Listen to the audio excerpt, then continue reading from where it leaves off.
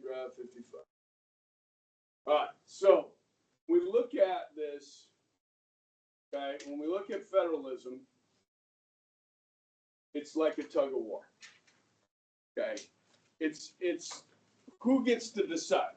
State and local governments get to decide, or does the federal government get to decide, okay? And you guys, how many of you guys bring your own lunch? Okay, the rest of you kind of eat in the cafeteria some. Okay, so who gets to decide what is in the cafeteria? What food is served? Oh, the people that pay for the lunch? Who's the investor?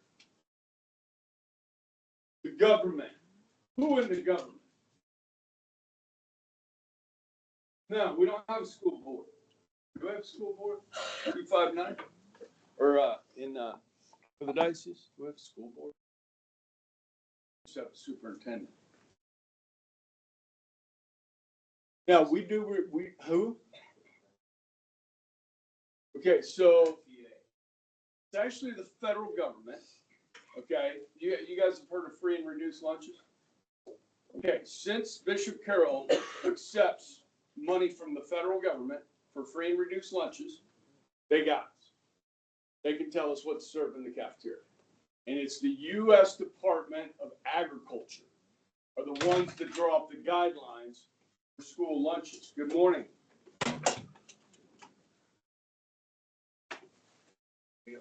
I saw you on the field last night. Yeah. And if you got some blank paper for your long answers on that, it's right there when you're ready. Okay. So I just pulled this up, guys, just so you can see the USDA's latest update on nutrition standards for school lunches. Okay. And this is a term called bureaucracy. Okay. Look at this. And these are the requirements. And this is on congress.gov, okay? So USDA's latest update on nutritional standards for school meals. All right, and so this becomes like a major, like, they fight over this. Now, you understand, if they allow milk to be served and they want milk served, is this good for dairy farmers in America? Yeah. Yeah, so they got lobbyists in Washington saying everybody needs to have milk at school for their school lunches or their school breakfast, okay? So they lobby to make sure that milk is included, okay? But they also have like reductions in salt intake, sodium intake, sugar intake, okay? And then you just keep scrolling down, recent history, okay? Sodium regulatory changes, which means no salt on your French fries, right? Because you guys see a salt shaker sitting around anywhere in this school? Now you got to bring your own.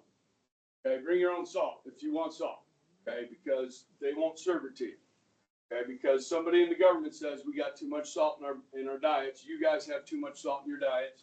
Okay, whole grains. Okay, I mean I've eaten pizza in that cafeteria made out of wheat crust, which is disgusting. Okay, you guys know what I'm talking about? Versus flour. Right? It's disgusting, but these are your whole grain stuff, okay? Milk, yeah, buy American, they get local sourcing, they can do that. Changes for school serving American Indian and Native American students. Educational requirements for program directors, okay? After snack standards, fruit and vegetables in school breakfast, exemption for bean dip. I wonder why we made an exemption for bean dip. Who likes bean dip?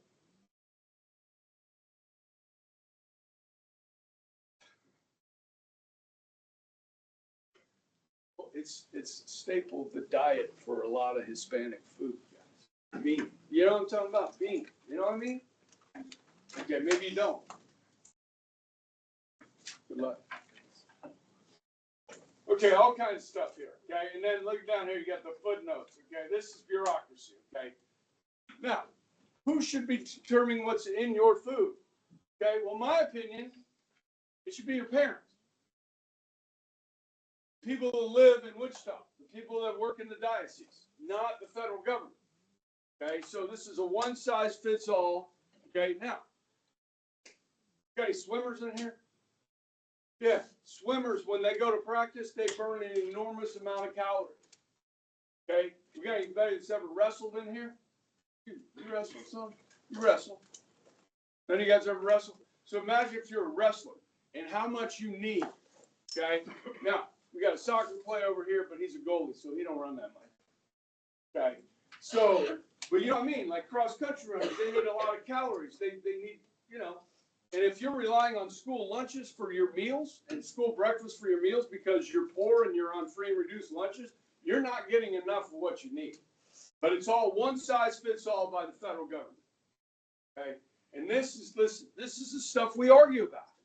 The stuff I argue about because I know about it and I care about it. But if you don't know about it and you don't even know it exists, then, you know, everybody was blaming Michelle Obama. It's not Michelle Obama. It's the U.S. Department of Agriculture that does this, okay?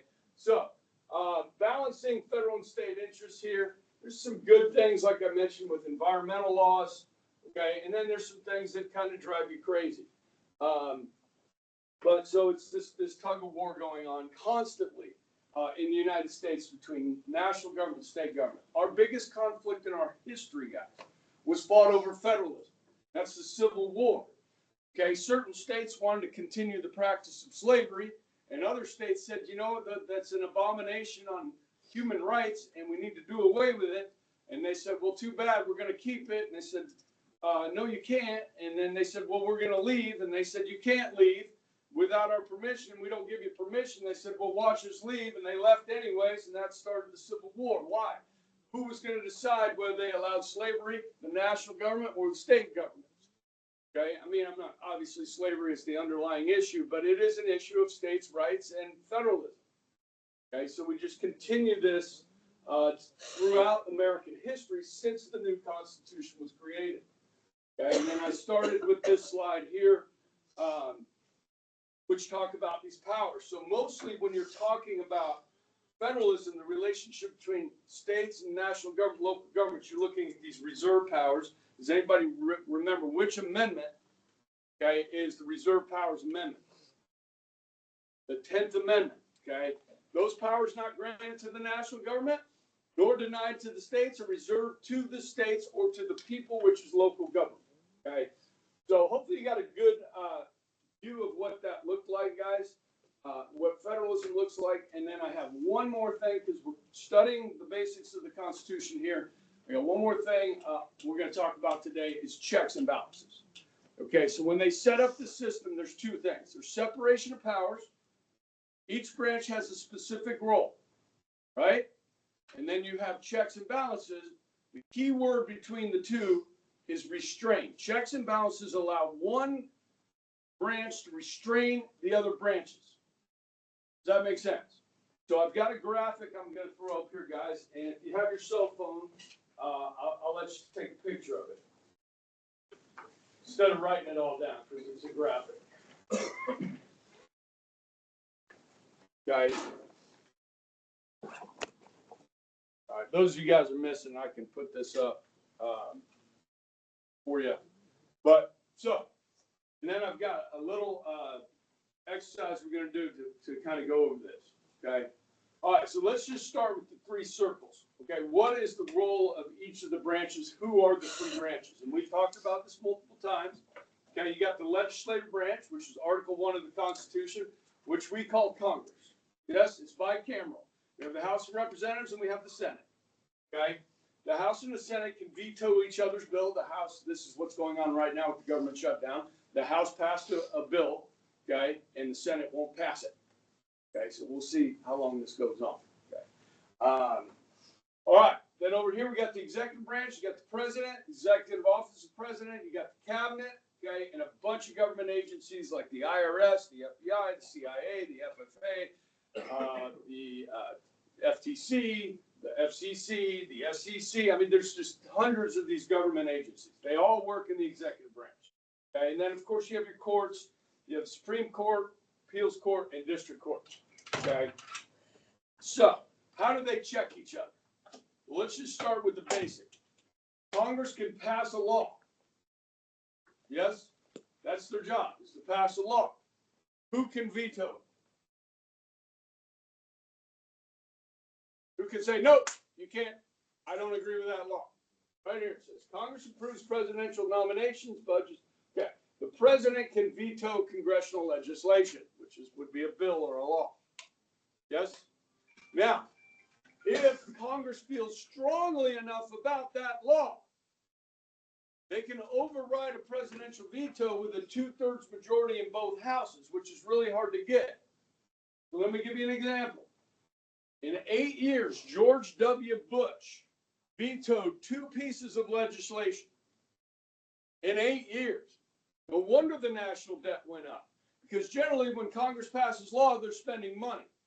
You never check that and say, okay, we're not going to spend so much money. Well, we get a big budget deficit. Okay, so one of the things that George W. Bush vetoed was government funding for embryonic stem cell research. Now, you guys heard of stem cell research, stem cells? Okay, it's this idea that you can take healthy cells from a body, okay, and put it in a sick body, and it will help those unhealthy cells regenerate into healthy cells. So if you know anybody's got diabetes, okay, it's a problem with the pancreas, right? It's not producing enough insulin or it's producing too much insulin, these sorts of things. So you put healthy stem cells into a pancreas that's unhealthy and maybe it fixes it. That was the hope. And they said, well, the best cells to get would come as blank slates from embryos. Now, where are you going to get embryos now? You're going to make them in like a petri dish or something like that, or you're going to use aborted babies. And President Bush didn't think that he thought there's enough of the population that doesn't support abortion. They shouldn't use their tax dollars to do research on aborted babies. People don't want to use their tax dollars for that. So he vetoed that.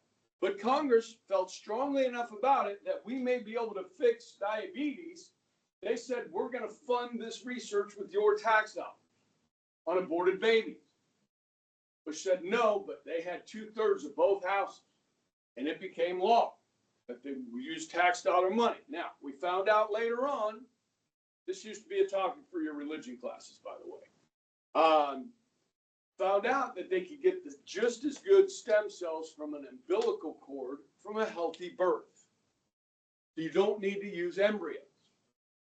Okay, so I don't think we do as much anymore. Okay, so that's they pass a law, he checks it, they check back. Okay, with 2/3 majority. Congress approves presidential nominations. What kind of people does the president get to nominate? Federal judges, ambassadors, FBI director, okay? Yeah, certain positions within the government, cabinet, right? So who has to approve that? Well, it's actually the Senate, guys. Oops, what happened? It's actually the Senate. Come on. Oh, I think I just, okay, it's the Senate. Okay, so if they don't like the person the president appoints, they don't have to allow the president. Now, when the president's putting together his cabinet, usually you let the president have the people he wants. Secretary of State, Secretary of Defense, he wants people he wants. Okay, and really in the Senate, you only need 51 votes to approve that. Republicans got 53. Now, for federal judges, guys, how long do judges serve? Federal judges, how long are their terms? For life, guys. So they have these big fights in the Senate over whether to allow these judges on the federal bench because you can't get rid of them. Once they're on the bench, they're there for life. Okay, so they have big fights in the Senate over, because President Trump's going to appoint what kind of judges? Conservative, strict constructionist. Well, I'll teach you what that is later. Strict constructionist. You follow the Constitution to the T. Okay, that's the type of people Trump's going to appoint, which is how we overturned Roe v. Wade, because Trump was appointing conservative justices. Democrats hated it. And when there's a Democratic president, he's going to do a loose constructionist, somebody that The Constitution's a living, breathing, changing document. So they can kind of view it differently. And so what happens there is the Republicans fight it, if that makes sense. Okay, so Congress the Senate has to approve presidential nominations, controls the money. It can pass laws over the president's veto with a 2/3 majority, and they can impeach the president and remove him from office. They can impeach the vice president, and they can impeach federal judges, which we would see here. Okay, so let's come over here. The Senate confirms the presidential nominations to the courts. Congress can impeach and remove judges. Okay, and the judges, courts can declare laws unconstitutional. We knew this one, right? We did judicial review. Okay, I think. Yeah, we talked about it. Okay. All right. And then over here, the judicial branch, the president nominates the judges. Okay. And they can declare President Trump's actions unconstitutional. Okay. Now, can I give you something real quick on President Trump? Just happened yesterday or the day before. So, President Trump's been sending National Guard to certain cities to help with crime. You guys familiar with this? Okay. So, the National Guard belongs to the governors, to the states. Kansas National Guard is under the governor's control. The president can federalize the National Guard. Guys, it's happened hundreds of times in American history. So he can federalize the National Guard and use them in an emergency. And so right now, I believe there are troops in Memphis, Washington, D.C., Portland, okay, and maybe New Orleans. Okay. Now, in Portland, the governor said, don't send them here. Okay, and they got a federal district judge to stop Trump from sending the National Guard there. The district court judge said you can't do that. Well, the Trump administration went to the Court of Appeals and said, of course the president has this power. He's allowed to do this. And the Court of Appeals agreed. So President Trump's going to send National Guard troops to Portland. Okay, why do they need them? Well, one of the reasons they need them is because of the ICE stuff going on there. So ICE is going into the community to find people that are in the country illegally, and they're met by all these protesters, and there's some violence breaking out. He's like, we're going to put an end to that. Okay, so whether you agree or not, it's just we're talking about the Constitution. Okay, so you're going to be asked this question on the test. This is a 5-point answer to describe checks and balances. So let's practice. Okay, we're going to practice.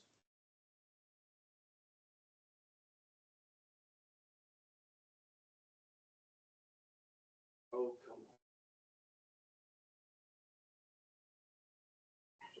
on. Okay. All right, and I got this. Come on, pull up. Oh, yeah. I'm ready, boys and girls. Okay, so statements below are examples of one branch of government checking another. Read the statements carefully. Using the Constitution to decide which branch's power is being checked and which branch is doing the checking. Put the correct abbreviation in the blank spaces. Use the following: L for legislative, E for executive, J for judicial. Okay? Now, I'm going to call you out individually here. See if you can answer this right. Okay, so be ready. All right, first one is answered for us. The president, which is what? The executive, calls for a special session of Congress, which is what? Legislative, asking it to consider specific bills that the president would like passed. So, who's checking who? The executive is checking L, putting them in the section. Hey, you guys need to come back to work. We got to look at this bill. Okay? Good? All right, let's go to number 2. Isaac, you ready? Come on, we got this. The president, which is what? Appoints a new member of the Supreme Court, which is after an older one retires. So, who? Guys? Bam! Number 3. Dump. Court declares a law. Okay, this is what? Who makes these? Who makes the laws? Yeah. Already in existence to be unconstitutional. Who's checking who? Yeah. Joker. President vetoes a bill passed by Congress. Who's checking who?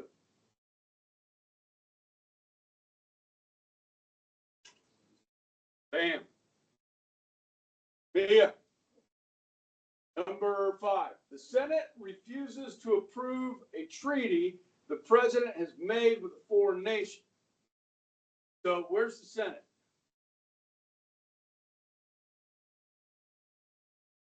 There's 2 houses, right?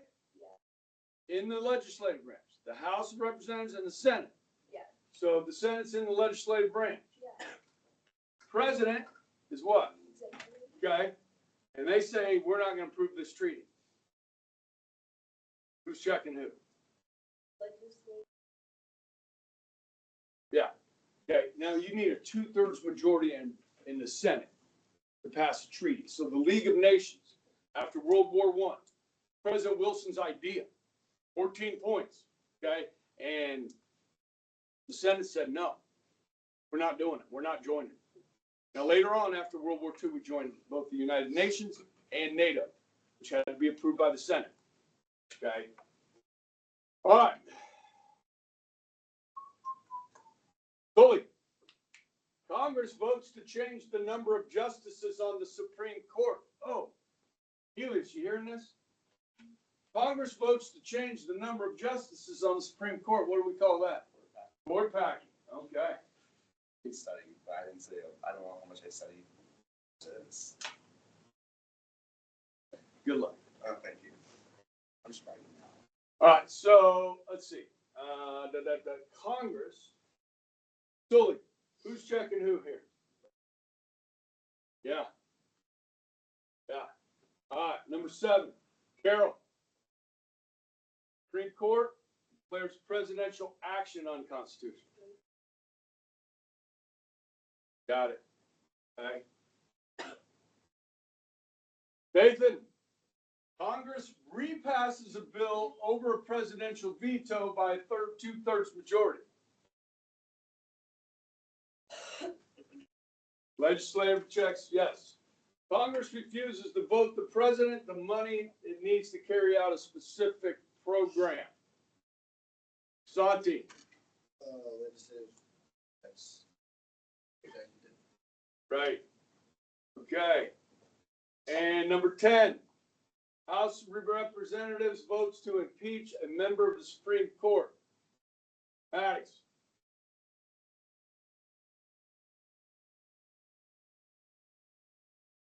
Correct. Maddie, Senate puts the vice president on trial after he's been impeached by the House of Representatives. Yes. Adam, last one. Senate refuses to approve a cabinet member recommended for appointment by the president. Perfect. We got this, guys? Okay, so that little picture you just took, okay, of the checks and balances, this is pretty easy, okay? I just need you to explain that on the test. If you want to draw the graph on the test, you can. Or you can just give some examples. Several examples, it's 5 points, so you got to give me a few examples of how they check each other. We can just draw the graph, memorize the graph. Does that make sense? Okay. All right, and I think I forgot to do the 20. Did we do the 27th Amendment? Did we finish them all? pretty sure. Congressional pay raise. Okay, maybe I'm thinking about first out. Okay, we're good. Okay, so that this is what we're gonna do. I know you're not gonna be happy about this. The test is gonna be Tuesday. I don't get Monday tests. Tomorrow's not gonna be a review day. You know what tomorrow is? I'm gonna start section 3. Just do introduce. I know I'm horrible. I'm gonna introduce section 3, okay, and get going on that a little bit. Come back on Monday. We'll review. and get ready for this test. Now listen, if you've been taking notes, which you should have, I'd start studying over those notes a little bit over the weekend. Just look through them a couple of times, because there's a lot on this test.